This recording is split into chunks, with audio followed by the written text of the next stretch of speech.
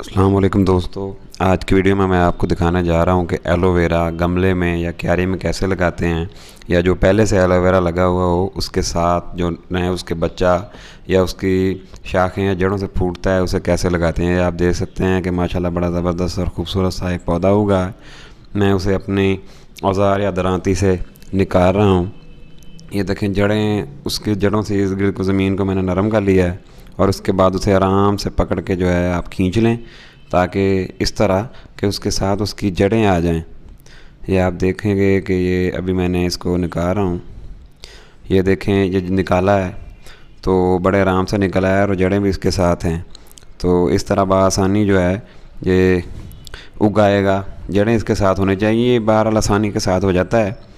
ये देखें पॉट में मैंने मिट्टी इसको तैयार की हुई है और खेत की मिट्टी डाली हुई। इस तरह उसे दबा दें अच्छी तरह, ज़्यादा नहीं, इतना कि जड़ें